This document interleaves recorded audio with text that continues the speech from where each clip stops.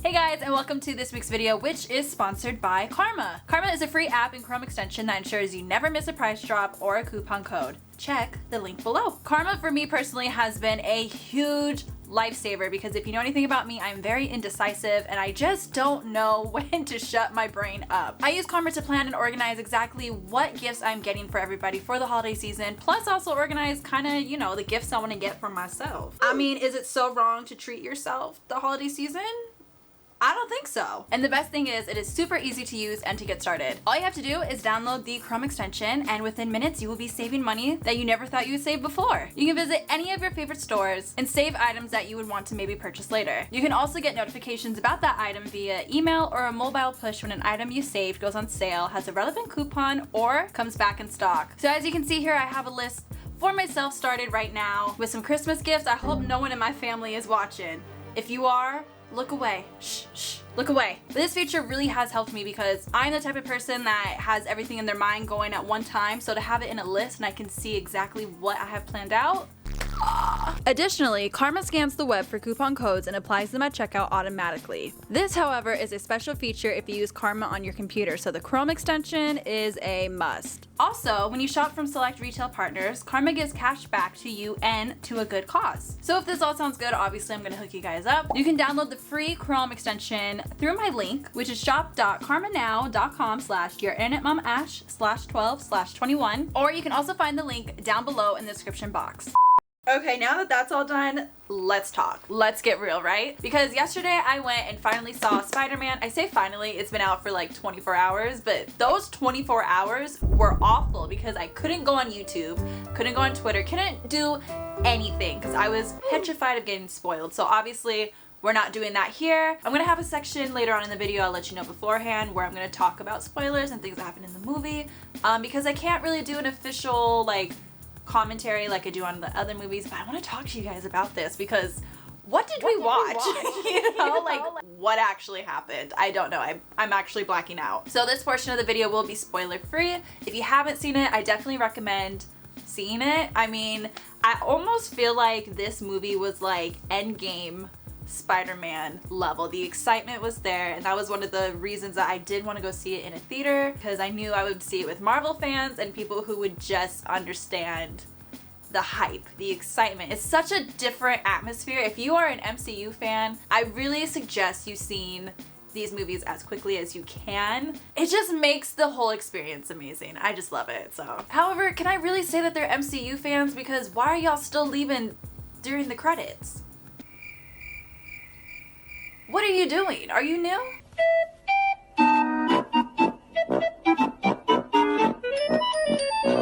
That was my favorite thing actually when the credits started rolling. I just was looking around the theater. I'm like, all right, which one of you fools are leaving? And there was a couple, I mean, they were like older people. I think personally my theater had a lot of millennials and older, like the older side of millennials, because of certain parts of the movie you can see like where they were really excited, they were really into it. I saw like a lot of grandparents and I was like, heyo, what's up?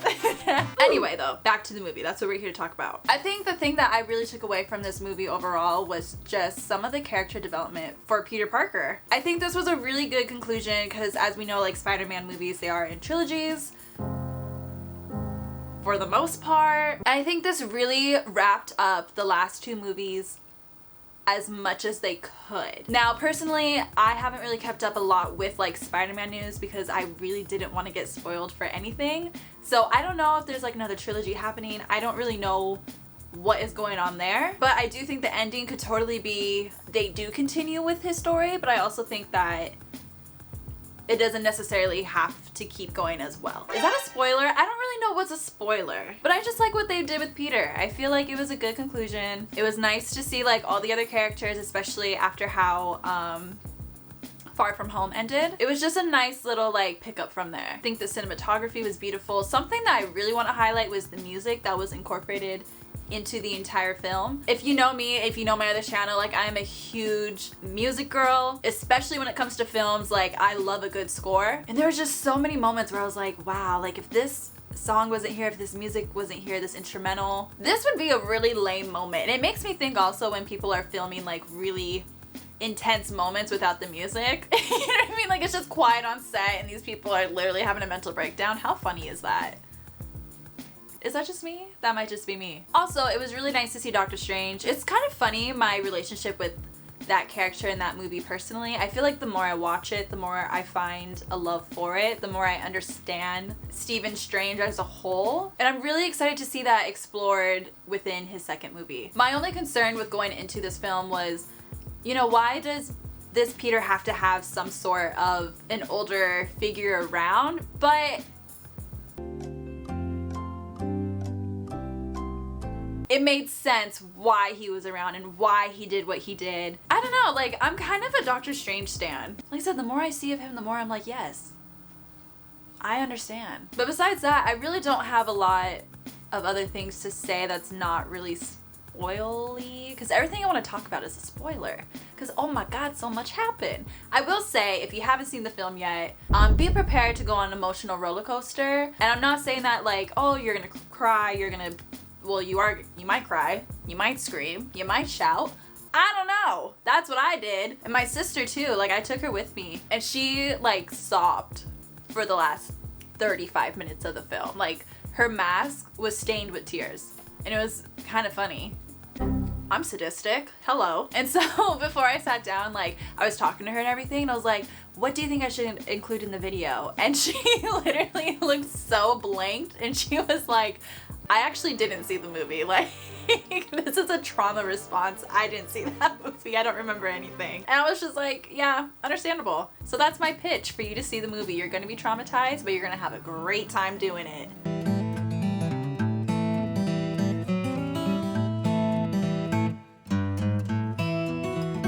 Okay, my friends. What did we watch? You know? What happened? I don't even know. I was crying, I was screaming, I was dancing, I was confused. Ooh! I don't even know. When I say though that this is my favorite Spider-Man, I don't know that either. I think something that was so present in my mind going into the theater, if you know, like, the rumors that were swirling around about Andrew and Toby being in the film, I figured that was happening, and I feel like I almost was just waiting for that moment to happen, that I wasn't fully enjoying the first half of the film. So I kind of think I need to see it again. Just to really get like the full experience of like, okay, this is the film structure, this is what they were building in the first act, this is what happened in the second, blah blah blah. I will say though, and kind of what I was saying earlier to piggyback off of how they built his character, I really did like how they concluded it and how Peter really had to grow into his own, into being Spider-Man and not having everyone around him helping him. I do want to see like where that leads him, because that could go into very many different places for him as a character, because essentially he's all alone. Can we talk about that? Miss Aunt May. Oh my god. I kind of have a lot of like mixed feelings about it actually, but I was very upset. I was like, Aunt May is too hot to die. Why are y'all gonna do this to me? But at the same time, I feel like they didn't really like develop Aunt May a lot for me to be super emotional about her death, and I didn't really think about that until she was dying. And I was sad because I was like, oh my god, this is Aunt May. This is literally all that Peter has left. But that's why I was upset. It wasn't like I had this huge attachment to her. So I do kind of think that was a missed opportunity.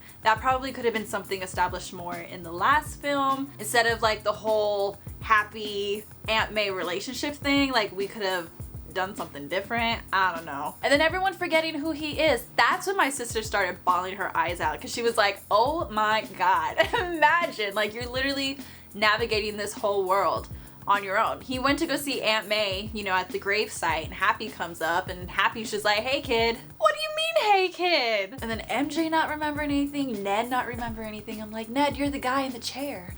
Oh my god, speaking of Ned, the whole magic thing like kind of threw me off at first, because I was like, why can he already like, what? But then I remembered like of Doctor Strange. Stephen's whole issue was not like completely believing in the process or himself. So Ned being like, I'm magic, and like being able to do it kind of made sense, especially since he had the ring and, you know, he was the whole reason that we got the other Spider-Man. Like, oh, God bless Ned. But speaking of the other Spider-Man, oh my god, what a moment. That's why I was saying earlier, like, for these kind of movies, you have to go see it ASAP, because then you get the fans, you get the excitement.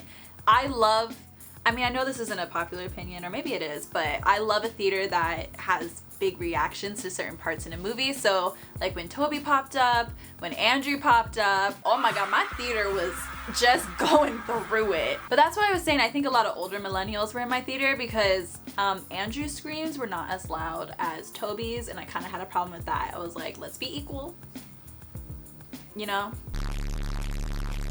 My man was fighting for his life the last couple months. He deserves an Oscar, because honestly, at a certain point with all his interviews just being like, no, I'm not in Spider-Man, like, stop asking me. I kind of believed it. I was like, maybe it is just hype. Maybe he's not actually, and we're just harassing this poor man. He had me in the first half, not gonna lie. But speaking of his Peter Parker, you already know what I'm gonna talk about.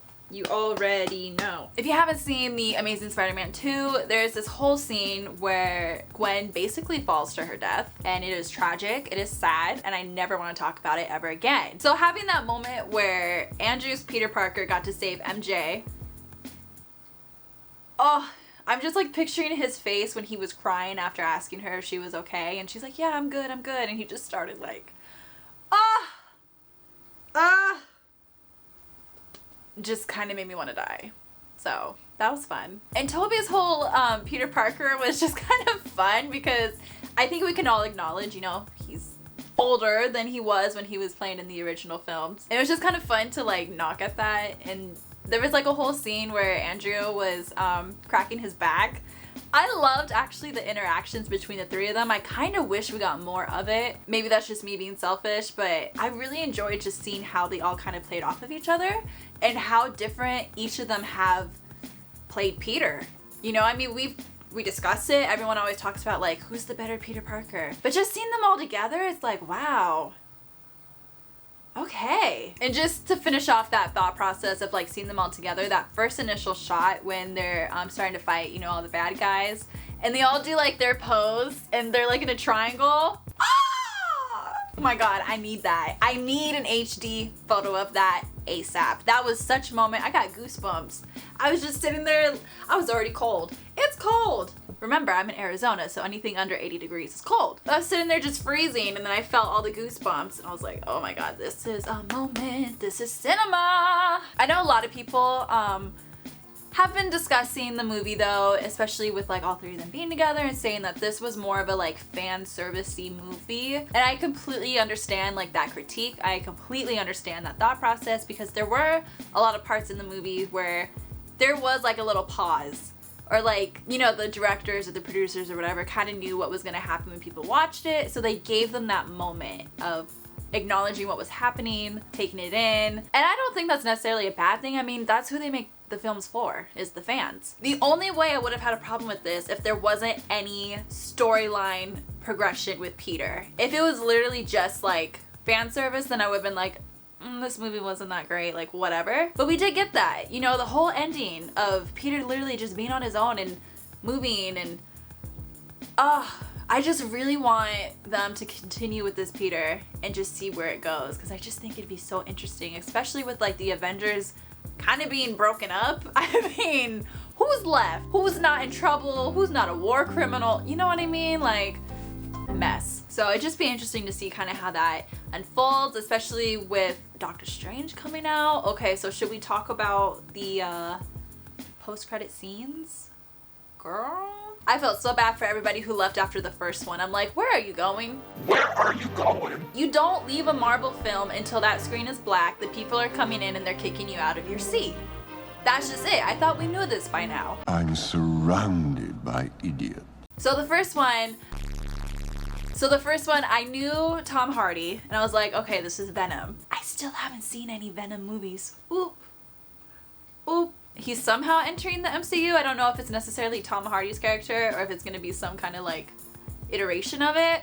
I'm intrigued. But honestly, that scene does not compare to literally like the whole trailer that we got for the next Doctor Strange movie. What is it? Multiverse Madness? Madness of the Multiverse? I don't care what it's called. I just cannot wait. I got to see my Wanda, which by the way, total side tangent, just total like nonsense that no one asked for. I recently went to Disneyland. There's like nothing of Wanda and Vision. Like, I can kind of understand Vision because he's dead and dead and dead and dead. But Wanda is still kicking. She's your Scarlet Witch and there is nothing in the parks of her. Why is Disney Wanda-phobic?